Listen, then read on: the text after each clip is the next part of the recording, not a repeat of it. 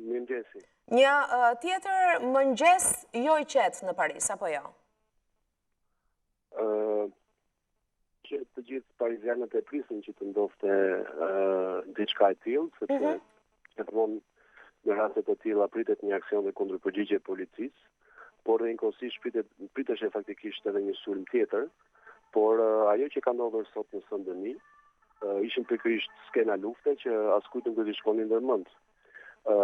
Dhe besoj që vendi ku terroristët kanë zgjedhur të fshihen është një vend i cili faktikisht banojnë shumë emigrantë, kryesisht ata magrebinë edhe pjesa e atyre që kanë ardhur nga Afrika. Pra kanë zgjedhur një vend ku mund të fshiheshin shumë mirë dhe paran shumë në sini, një vend ku emigrantët janë të shumtë. Dhe edhe për ironi të fatit, vetëm 50 metra larg bazilikës së Sëndëni ku janë edhe varret e mbretërve të Francës. Pra, gjithçka ishte paramenduar mirë. Ndërkohë, si është pritur ky aksion i policisë? Kanë kaluar vetëm 24 orë që kur Franca zyrtarisht nisi sulmet ndaj shtetit islamik, ndaj militantëve të shtetit islamik, ka një lloj frike nga ky aksion, pra se mund t'i kthehet sërish të francezëve në kurriz, ka panik edhe për të ardhmen, pritet që këto sulmet jenë të shpeshta, si është situata mes parizianëve, mes francezëve? Me të vërtetën që në lidhjet e para që kemi pasur bashkë ato ditë, mbas madje qera të ditë që ndodhi atentati, unë pa ta thënë që bëshe fjalë për një komando për 11 deri në 12 vetash, gjë që faktikisht rezultoi e vërtet. Ajo përsa i përket situatës, unë do të thoja që njerëzit këtu kanë filluar të fillojnë jetën normale, duke filluar procesin jetës normale, dhe së dyti duke sfiduar faktikisht edhe frikën. Ajo që do t'ju them është që pjesa më e madhe e shqetësimit më i madh i parizianëve ka të bëjë faktikisht me sigurinë në shkolla dhe në vende publike. Keni parasysh, domethënë, kur je prind mendon gjithmonë për fëmijën. Por njëkohësisht do të them që masat e sigurisë dhe masat operacionale të policisë dhe të ushtrisë janë njerëzisht të mëdha që në një farë mënyrë edhe i sigurojnë parizianët. Sigurisht midis njerëzve ka nga ata që kanë frikë, ka nga ata që sidojnë terrorizmin dhe frikën edhe vazhdojnë përditësimin e jetës së tyre. Por përsëri sot është një situatë e frikshme për parizianët, që turistët që janë në Paris, sidomos, dhe me të gjitha do të jetë një situatë zakonisht e vështirë në Sëndëni, ku edhe shkollat në këto orë që flasim janë të mbyllura. Ndërkohë ka patur edhe një lajmërim për qytetarët, mos dilni nga shtëpit pak të mëngjesin e sotëm, ka lëvizje apo është vetëm kjo zonë në veri të Parisit që mbetet e izoluar për shkak edhe të pranisë madhe të policisë dhe të ushtrisë aty? Atëherë, ajo që do t'ju them është që lajmërimi ose lajmërimi i policisë franceze ka qenë vetëm për zonën e Sëndënisë. Madje mund të them që i gjithë qyteti i Sëndënisë është i shkëputur faktikisht nga pjesa tjetër e Parisit, sepse transportet publike nuk funksionojnë, pra është ndaluar linja 13 e metros, është ndaluar edhe ereri B dhe D që shkojnë në Sëndëni, por njëkohësisht është pak edhe vështirë sepse në atë zonë kalon edhe treni shpejt që shkojnë në aeroport, ka krijuar vështirësi dhe në lëvizjen e njerëzve nga Parisi në aeroport. Kështu që urdhrit për të lëvizur nga shtëpit ka bëjë me Sëndëni, por duke ditur që Sëndëni është një qytet thjesht i madh ku jetojnë dhe punojnë një komunitet pjesa më e madhe emigrantë dhe që punojnë në Paris, do të jetë në vërtet një qytet sot i vdekur. Dhe ndërkohë, në momentin që ne flasim, operacioni antiterrorist në qytetin e Sëndënisë po vazhdon akoma. Dhe nga komunikimi telefonik që pata me disa miqe për atje, më thanë që jeni zgjuar të friksuar në momentin që kemi parë ushtrinë të zbarkoj edhe të rrethoj komplet lagjen.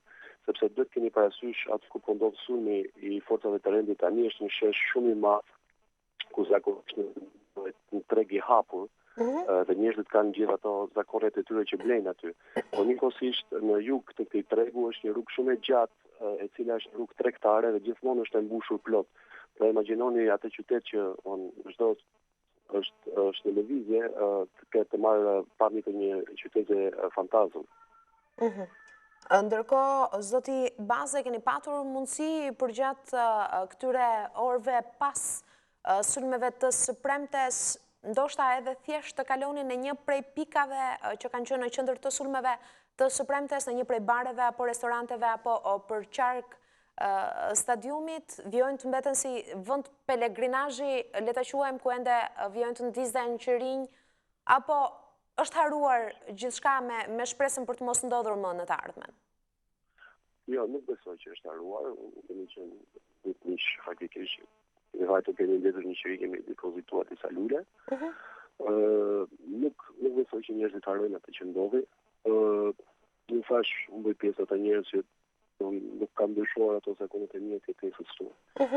Shkoj në biles që nesër në atentateve që në kafe, në patrat e një shqetësim, biles duke se sikur një pjesë e Parisit nuk e kishte përjetuar dhe nuk ishin ndodhur atentatet. Por jeta këtu vazhdon normalisht, pavarësisht dëshirës për të mos harruar njerëzit, gjithmonë sheshi i Republikës edhe vendet ku ndodhen atentatet janë mbuluara me qirinj dhe me lule.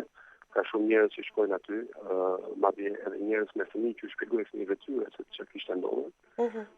Dhe jemi faktikisht në një gjendje dhe një situatë ku njerëzit do ta kenë shumë të vështirë të harrojnë ata 130 veta që humbën jetën në mënyrë aq barbare në Paris. Sa i përket atraksioneve turistike, ka patur në fakt një vëmendje të madhe dhe nga mediat ndërkombëtare. Vërehen ende masa sigurie, masa të larta sigurie, vjojnë qëndrojnë të mbyllura për të shmangur një tragjedi ndoshta edhe me turistët e huaj. Është po njëti vrull vizitorësh për të vizituar Parisin, turist huaj?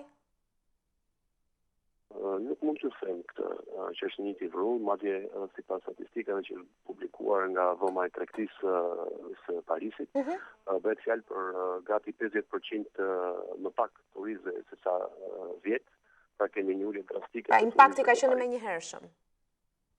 Sigurisht menjëhershëm, madje disa restorante të njohura këtu, madje domethënë e kanë mbyllur dyert e tyre shumë më herët se zakonisht, duke pësuar faktikisht duke ndjerë më njëherë atë efektin e sulmeve për sa i përket ekonomisë.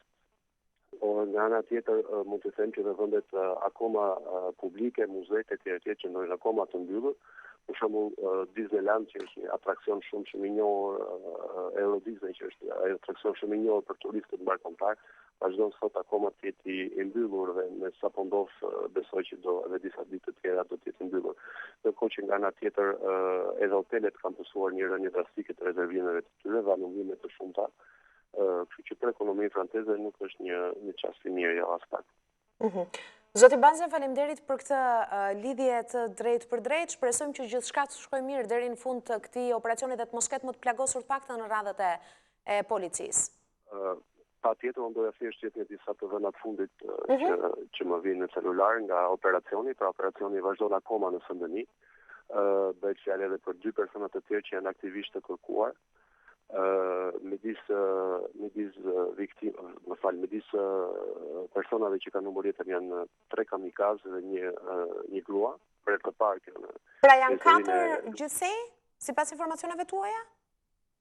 Janë 3 terroristë. Mes tyre një femër. Dhe mes tyre një femër, e cila mendohet të jetë bashortja e terroristit Kulibali, që është nga edhe personat që ndërmori sulmin në muajin janar. Në Charlie Hebdo. Ndërkohë që 2 persona po kërkojnë aktivisht edhe vazhdon akoma ndërhyrja aktualisht në për të notorizuar dhe 2 individ të tjerë.